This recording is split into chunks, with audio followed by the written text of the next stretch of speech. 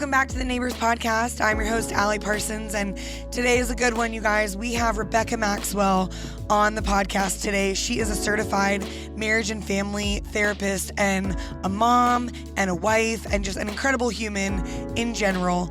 We cover a lot. We talk about the mental health movement in our world and our part to play in that as Christians and how we can balance overall health, mental health, and what that means for us and how we can love Jesus more and love people more because our mental health is in a good place. And then we talk a lot about parenting, and she is giving nuggets of gold for parenting. I want her to write a whole parenting book, or we'll do a whole parenting series with her one day. But it's not only that she's parented teenagers, but all of her clients, just so many different case studies to just learn so much about parenting. And so she has a question that she's going to share that is just foundational to how our kids interact with us. It's kind of like the secret sauce of parenting almost. She's going to talk about how to talk about hard things with your kids, which I know all of us, especially in the early phases of parenting, that is a daunting thing for me, is how am I going to talk about sex one day with my daughter? Like, what do I say? What do I do? She gives some great advice on that. So I know you're going to enjoy this conversation as much as I did. Here it is with Rebecca Maxwell. Rebecca, welcome to the Neighbors Podcast. Thanks for having me, Allie. Thank you for being here. It's great. You are a licensed marriage and family therapist, which we all need more of in our life. And so I'm just so excited to talk to you. It's not all of who you are, but it's a big part of who you are. And I'm just so excited to have a conversation today. You are very much like an older sister to me in the ministry world. You started in ministry and made your way into the mental health world, which we'll talk about that. But ever since I met you, it was just clear we were both kind of cut from the same cloths. We are very opinionated. We have big ideas. We're passionate. Yes. I think our husbands are slightly scared of us at times. Probably. Of like maybe fires that they'll have to put out at some point. Yes. We're both slight conspiracy theorists, which we won't get too into that, but we definitely need to go to the moon. No. But you are just, one thing I love about you so much is how much of an open book you are to just share with people the things that God's taught you personally, what you've learned through your education and profession, and just your desire for people to have more tools in their toolbox to look at life and say, okay, we can do this. Yes, absolutely. And I do want to mention the part about you being an open book that just makes me laugh so much is, leading up to this podcast, I sent you a little guest information form. Yes. It asks a bunch of different questions just to help guide our conversation. And one of the questions is there anything off limits? And it just made me laugh. You wrote, my sex life. This is how much of an open book you are, is that you thought that I may want to talk about your personal sex life as it pertains to mental and emotional health, which I'm sure it does, but it would just crack me up that you're like, this is where I draw the line. Because you even said in it like, I'm willing to talk about sex in general. This is helpful. For sure. We just don't want to get too personal. No. Sean is much more private than I am, so we're going to keep that one off the table. Yeah, sure. As planned. You don't want to hear about it anyways. But I just love that. It just sets the stage perfectly. We're going to get real in this conversation. Yeah. And so I'd love to start out, before we get into counseling and all the things there, you took a huge jump, a huge risk. You were in ministry for a long time, working for the church, and you decided to make the move to pursue counseling and become a therapist. Can you tell us just about making that jump, what inspired you to make it, what was scary about it, just how that whole process was? Yeah, for sure. I was serving in a church here in Jacksonville as youth minister, and also I did Christian education there and kids ministry. And I really just felt like the Lord was calling me to what was next, but he wasn't really clear about what that was. And I wasn't unhappy with ministry. I really enjoyed what I was doing. I really love working with teenagers. And so I started praying about it. And the next logical step was seminary. There's a seminary in town that was using some space at that church. So it was kind of a logical next step. Like, all right, let's go to seminary and see where that takes. and takes me. And for 2 semesters, I learned a lot of stuff, but just wasn't feeling like I knew what the end game was going to be to that. And I had a friend that said, well, what do you love about your job the most? It's like a great question. And I said, I love the one-on-one with teenagers. I love getting into life stuff and helping guide them and helping them see things differently, helping them mature. And she said, well, it sounds like you're a counselor. Why don't you go to school for that? Wow. And so I did, and wasn't sure where God would take me in that, if I would end up working at a church again or what, agency, private practice. And I landed in private practice. And so I've been doing that ever since. Amazing. So what was the scariest part about making the jump from ministry into private practice counseling? Yeah. So when you're getting a paycheck, even in ministry, it's not the biggest paycheck in the world, but when you're getting a steady paycheck, and then when you go into private practice, you're either going to go work for a private practice, you're going to start your own. And I come from a family of entrepreneurs, so it was not a big leap for me to start my own, but it was scary to go, okay, how many sessions a week do I need? What does my rate need to be able to cover my salary? And so that was a big leap. Are people going to come to see me? And how's this going to go? Yeah. And that, for any entrepreneur starting a business, that's a bit of a leap. How is this all going to work out? Sure.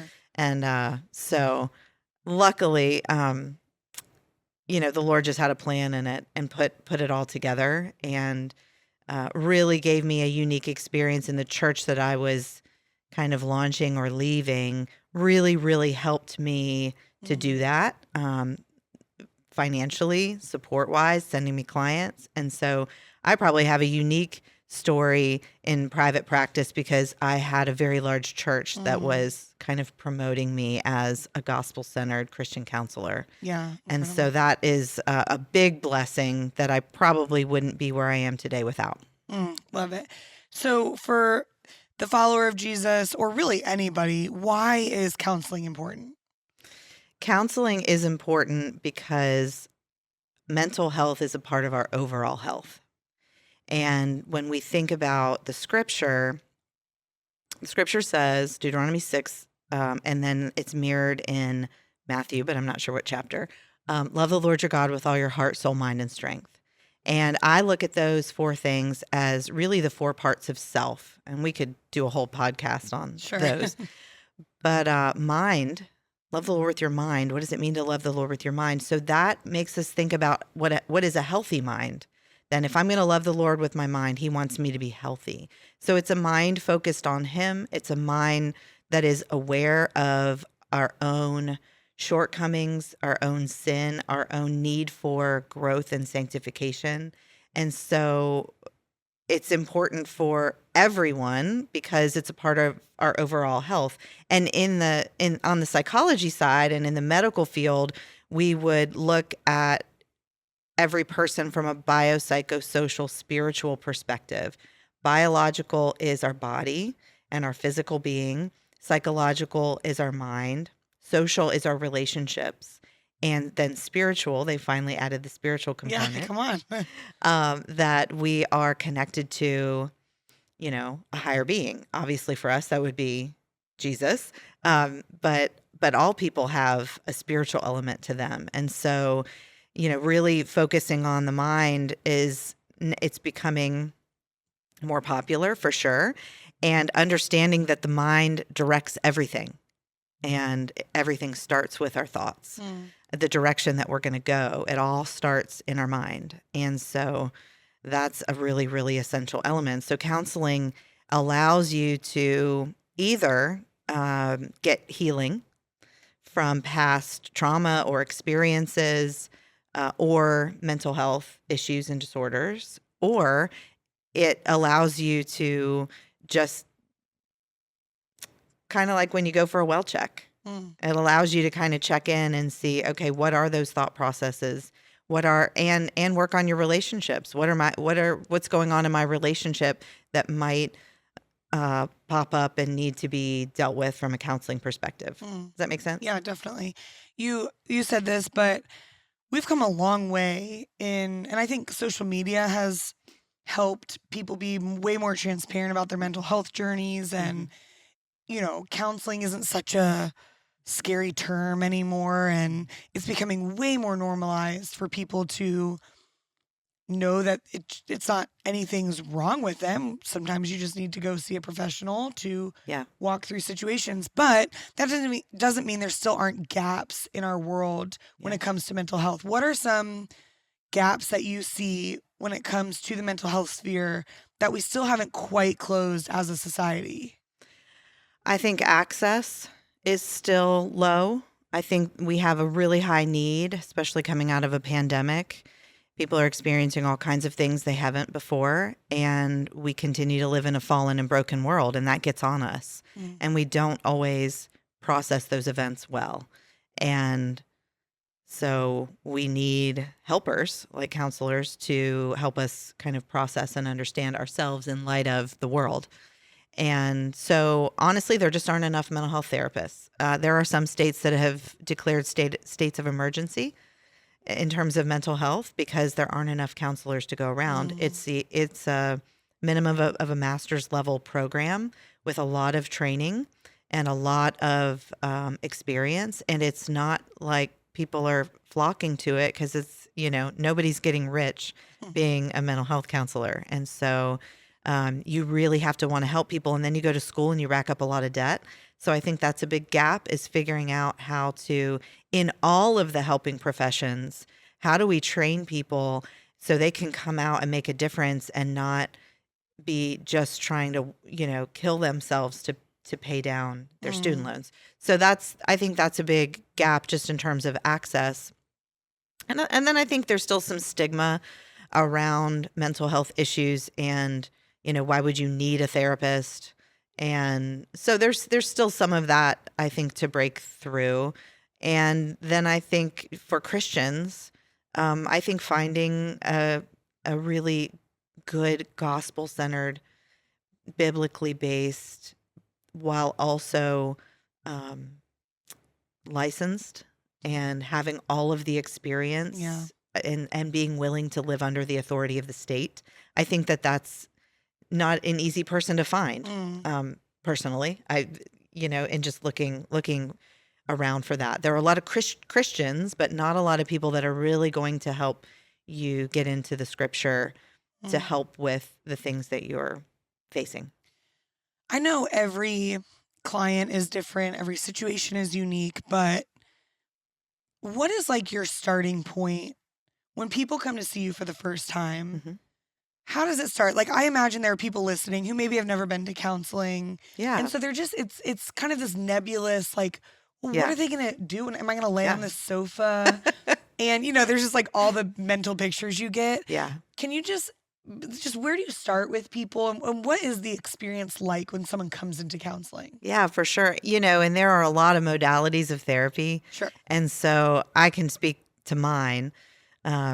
I do have one funny client that will come in and plop down on my couch and put his feet up. Yes. Most people don't, but I welcome that. But you do have a couch. I do have a couch. I have a couch. I have swivel chairs. I have poppets. I have pillows. I have blankets, like getting comfortable. So that's a great picture of the beginning of counseling, is like getting comfortable. Like, let's just get to know each other, because the most research shows that the most important part, the best predictor of success in therapy is the therapeutic alliance. So your connection with your therapist is the most important thing. And so I encourage people, if you go to a therapist and you don't feel like you click within a couple sessions, you might want to try somebody else, because I'm probably not for everybody either. But my approach is very much get to know the person sitting in front of me, join with them, empathize with their experience, try to understand what is going on currently for them, why they're coming to therapy, but also their context. What is their family life like? What is their family history like? Very important part of therapy. And so that's kind of the beginning, is just building that alliance and figuring out what are we going to do together. And then from that, we can offer, different approaches that might be appropriate to what they're facing. Have you noticed any trends, particularly coming out of the pandemic? I know you see all different ages, right? You I do. see kids and I to do. Yeah. adults, and have you noticed any trends that seem to continually come up that is something people are really battling now? Lots and lots of anxiety, fear of the future, what's going to happen next. And I can relate to that. I think the pandemic took a toll on everybody. There were some great aspects of it in terms of, maybe getting closer to your family. Mhm. But in a lot of cases, people lived in kind of a constant state of what's going to happen and what's going to happen with my family, what's going to happen with my job, what's going to happen with my child's education, what's going to happen with our health, what about our aging parents and grandparents. So there's you were just put in this place of worry of how is this going to end? What happens next? And I think that has remained.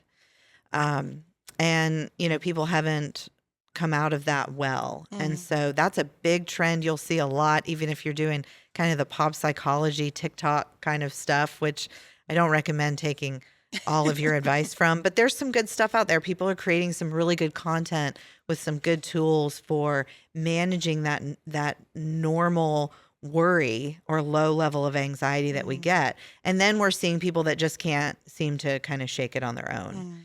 And people that have lost a lot as well. I think that's another big trend is loss. We lost people in the pandemic. And as a culture, we don't know how to grieve well.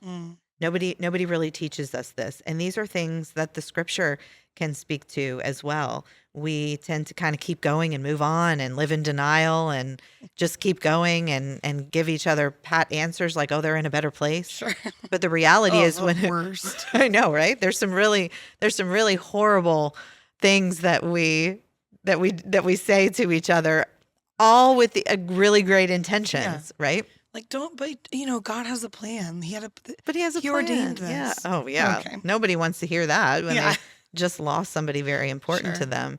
But helping people understand, what the grief process might look like and how to do that. And it's different for everybody. And so there's a lot of people walking around with loss. And loss isn't just, I lost somebody close to me. Sometimes it's losing a relationship. Sometimes it's losing income, losing a home, losing a sense of safety. So there's a lot of loss, and we don't know how to do that well. Yeah. So as a therapist yourself, what is it like when you go home? Like, how do you separate all of these relationships? Because I know you and how relational you are. Is it hard sometimes to take your therapist hat off when you go home at night? Yeah, coming into this career later, I think I had some maturity to be able to do boundaries well and to separate some things. I come home pretty tired, and I'm actually kind of more of an introvert than an extrovert. I probably ride that line. Sure.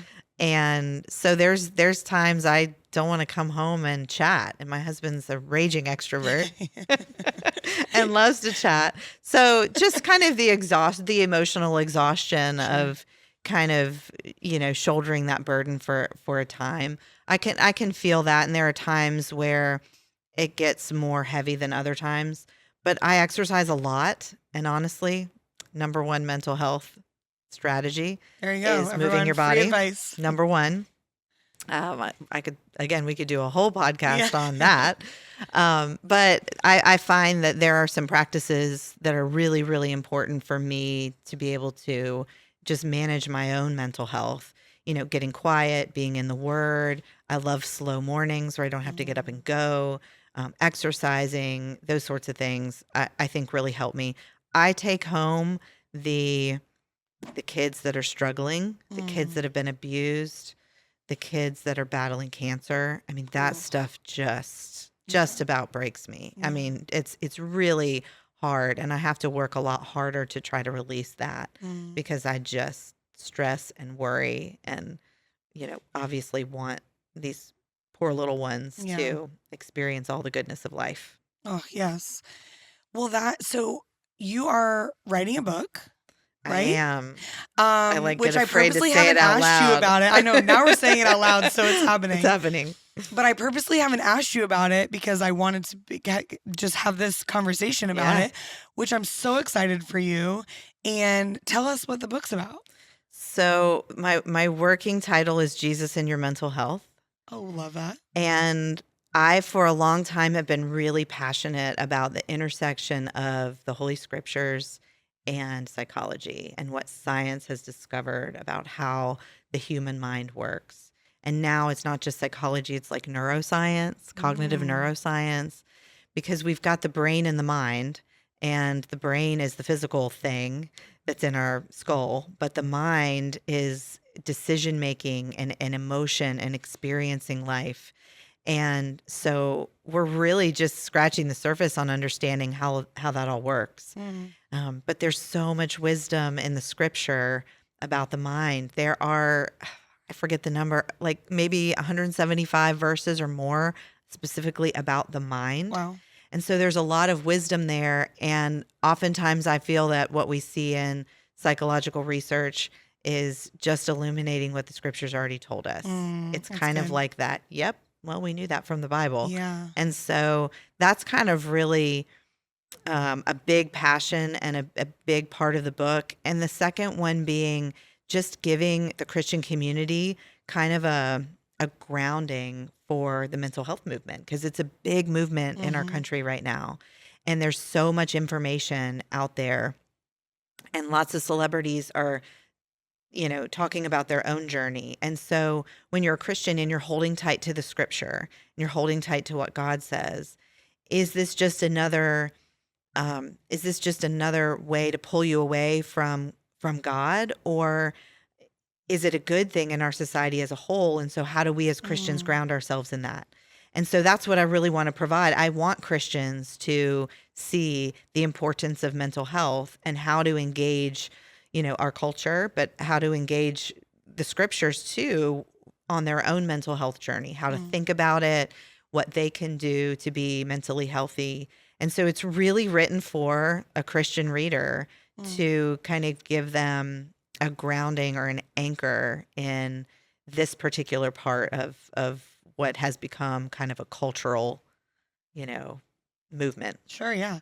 Well, that sounds incredible, and I can't wait to read it. What is the timeline of your book? Girl, I'm working on it. So the hardest part has been just the organization of the book. I have like lots of thoughts and mind maps and outlines and all the things, but I've never written a book. And so I have just had a hard time with structuring my own time and how to get things done, because I can tend to get really wrapped up in one paragraph or one section. And so really working on that. So long story short, hopefully by the end of the year. Okay, great. I've really got a pretty good working outline and a couple chapters. And so I'm hoping that maybe by the end of the year, it'll be ready to go. And there's a lot of unknowns there still too. And like how I might publish it and all of those sorts of things. So well, I have some friends helping me with that. But it's still a little ambiguous. Yeah, you do know some people who have published books, so that does help with it. But that is so exciting and sounds like such a needed book in the world. And I mean, it's such a unique, it is confusing where these things cross. Like, how do we, as Christians, be a part of the mental health movement? Because there's so many helpful parts of it. Yeah. But also not get lost in the sovereignty of God and his overarching plan, and how just those two things align is fascinating. So I'm so excited for you. Yeah. I'm jazzed about it.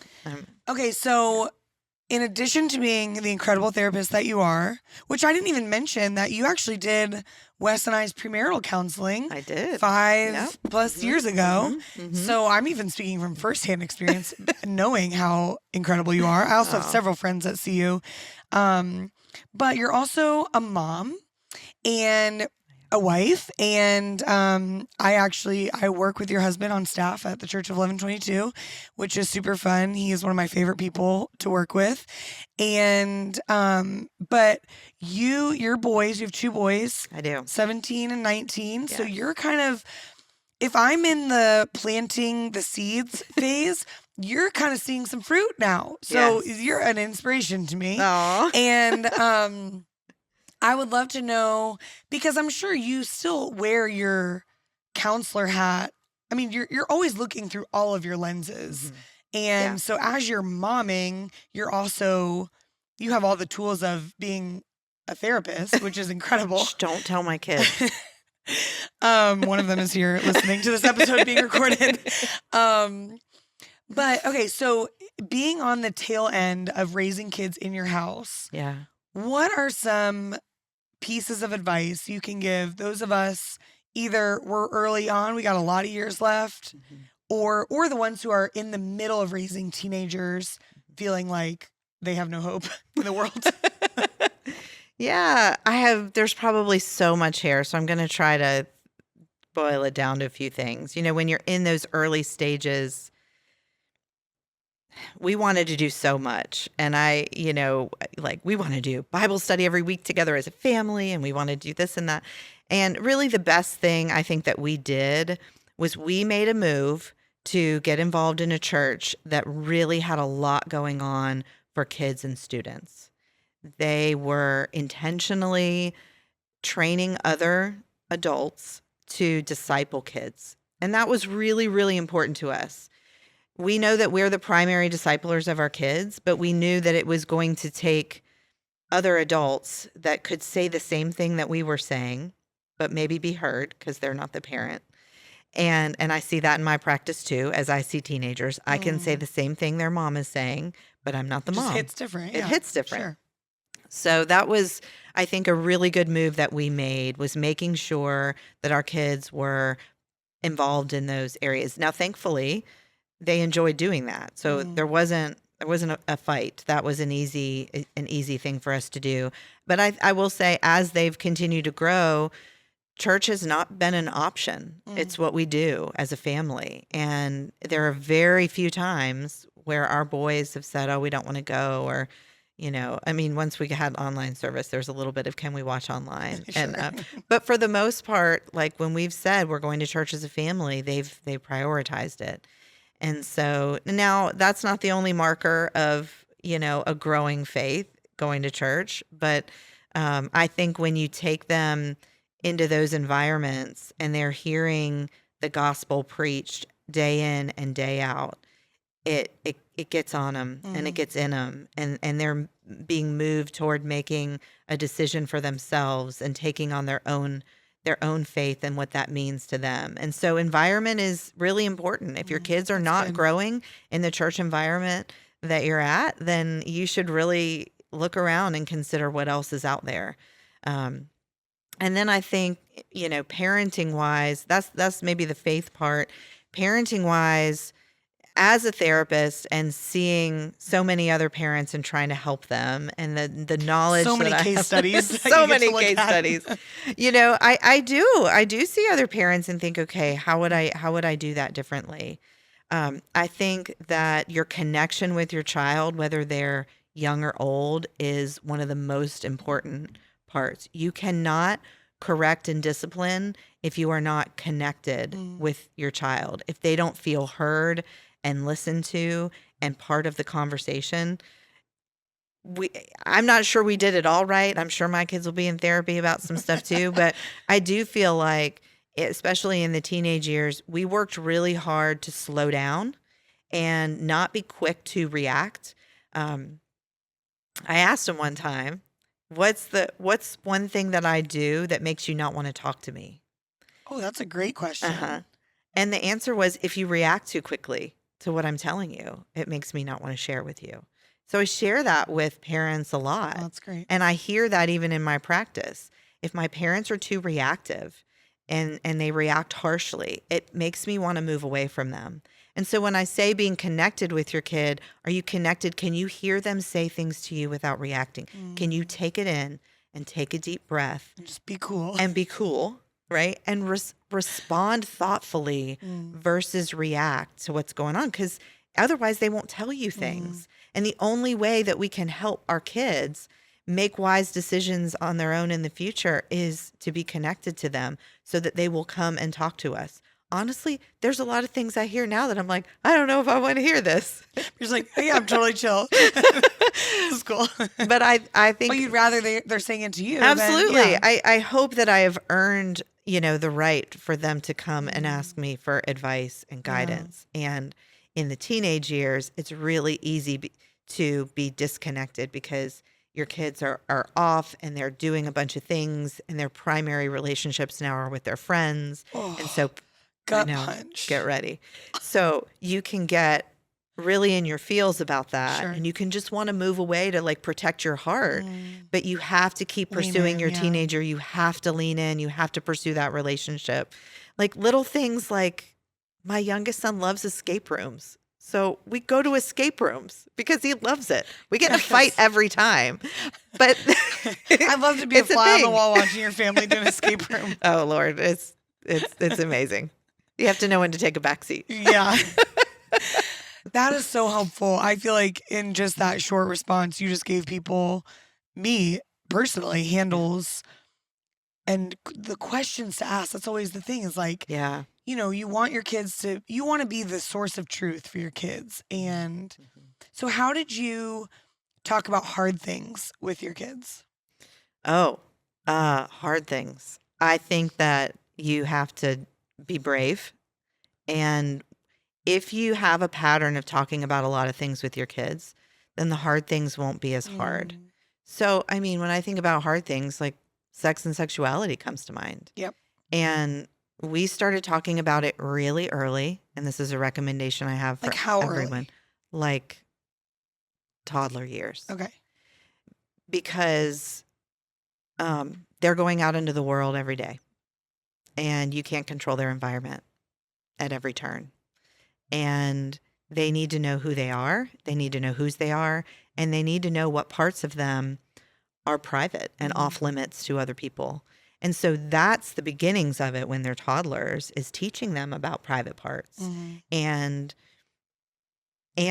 things like not making them hug strangers and things like that, right? Yeah. Because the best defense for something really horrible happening to them is teaching them what the boundaries are, and then being a willing place to listen if something has happened or if they're uncomfortable with something.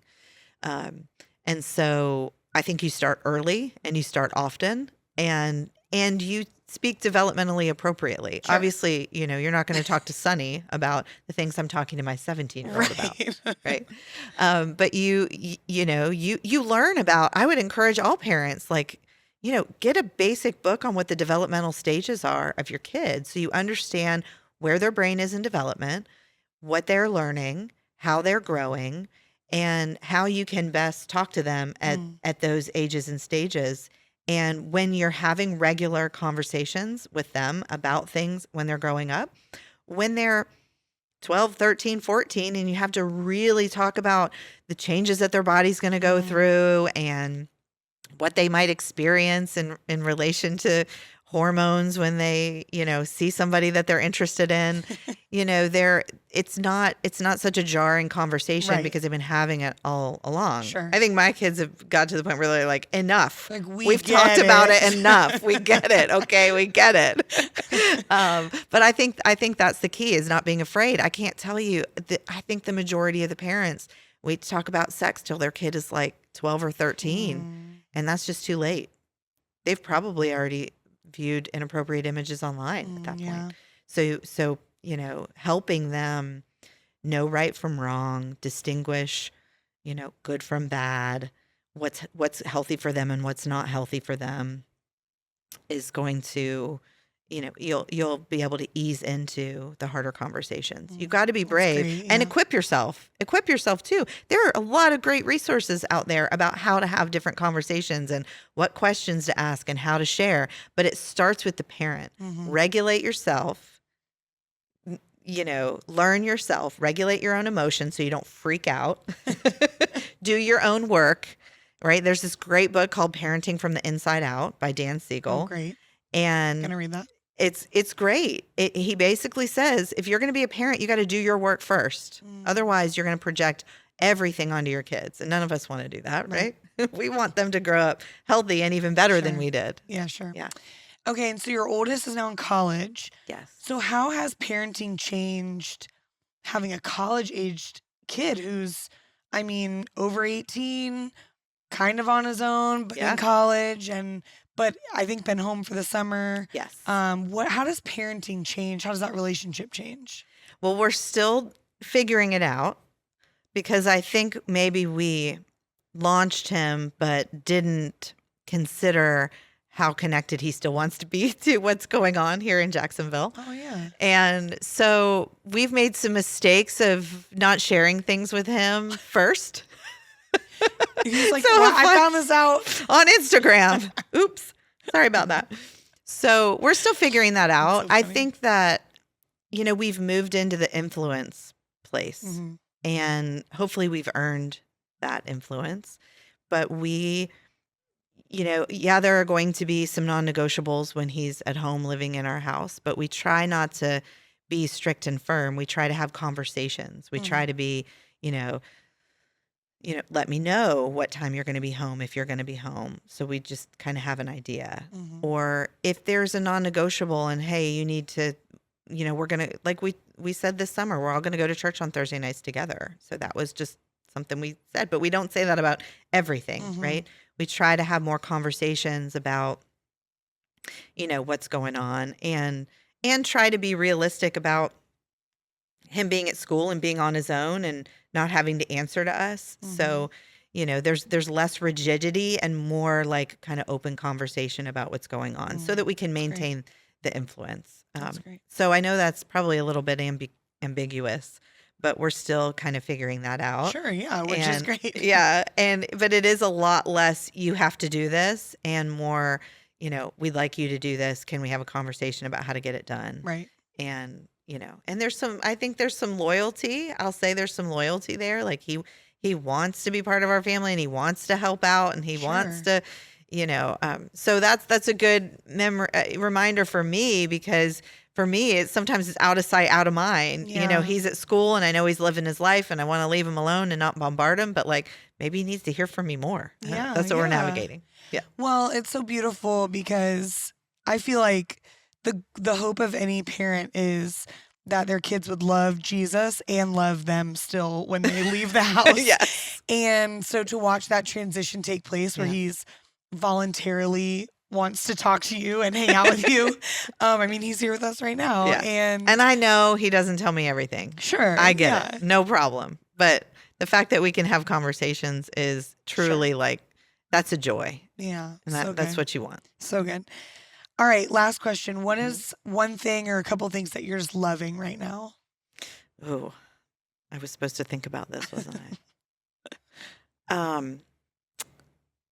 I guess in my own like realm of what I do, there's a lot out now about things like mindfulness. There's a lot of apps for mindfulness and breathing exercises, and Christians are jumping on that train to apply scripture to those. Those are really, really great tools that when they're available for a wider audience, I think can be really helpful. So I'm loving that kind of stuff. And then also just kind of in my realm, I do a modality of therapy called EMDR, eye movement desensitization and reprocessing. Yeah, of course. I know, right? My favorite thing to do. And it's really a take on REM sleep, rapid eye movement sleep. And we believe that the brain is processing during REM. And so this modality of therapy utilizes those same eye movements to help process all kinds of traumas, big T and little t, like really horrible things that happen, but also just more minor things that could occur. And so it's really helping people process a lot of things that have happened to them that have created some negative beliefs about themselves. And I love that it's feels like a more holistic modality because it's utilizing what our body already does to process information. So I'm really super Very jazzed about that right now. yeah, those are probably a couple Yeah, things that that's I'm great. utilizing a lot and really, really loving. And I am really liking all of the information that's out there for people, even though there's some stuff to wade through about how to be mentally healthy Mm, and the things that mentally healthy people are doing. yeah, I think that's going to be hopefully more good than bad. sure. Yeah. Yeah. Well, thank you so much for joining us. Yeah. This has been such a helpful conversation. Even if no one else, they will get something out of it, but I have learned so much as always. So thank you Good. so much for being here. Absolutely, Allie. Thanks. Fun to be here. Neighbors is produced by Logger Creative and Taylor Minning. Music by Austin and Lindsay Adamak. Artwork by Wesley Parsons. And motion graphics by Robbie Burns. Living to love like, living to love like you have loved me. You show me brighter days, new mercies every morning. You never shy away.